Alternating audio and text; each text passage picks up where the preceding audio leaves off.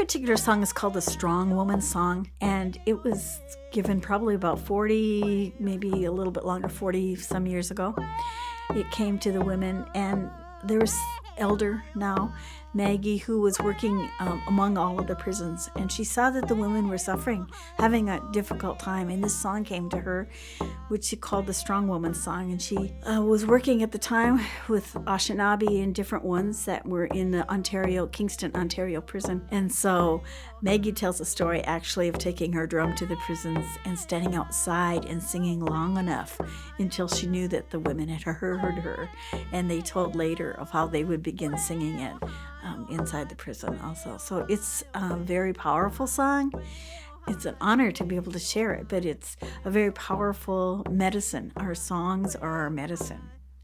And even the drum beat, we think of the drum beat, and we know that it is also the drum beat of the earth. You can feel the drum beat of Mother Earth in it. But as we share our songs, it becomes our medicine, and it makes us stronger. So that particular song is very important for women as a strong woman.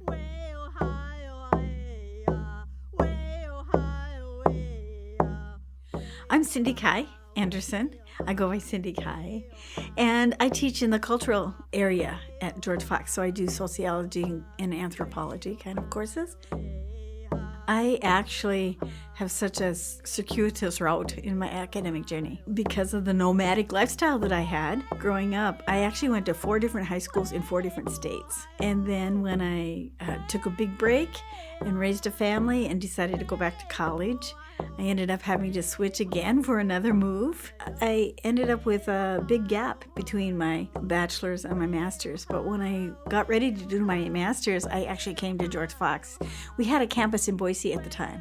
So I did my master's at George Fox, graduated in 2008, and then they asked me to start teaching for them in 2009. So I've actually been teaching at Fox for quite some time.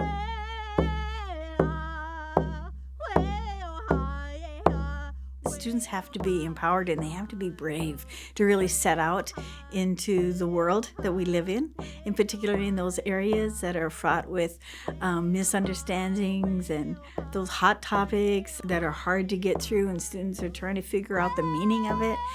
And if there's one thing that I would hope they would take away is that capacity to think critically and examine things carefully, but more than that, to just really come away with a sense of courage.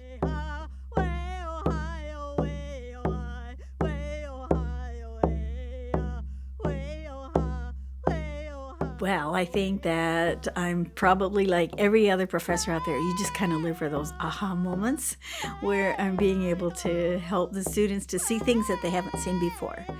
But particularly when you're teaching in the area of sociology and anthropology, we're dealing with topics that oftentimes are very hot topics today. I want to provide for them a window, as most sociologists do, a window into somebody else's experience. I want to provide that opportunity for them to see the world, or see things in the world, or see parts of the world that they wouldn't otherwise get to see. But also, I think it's just as important to give them a mirror so that they get to see their own experiences reflected back at them in a validating way. Particularly if I have students that are coming from areas that have been marginalized, being able to see their own experience really in a positive and a validation through that class.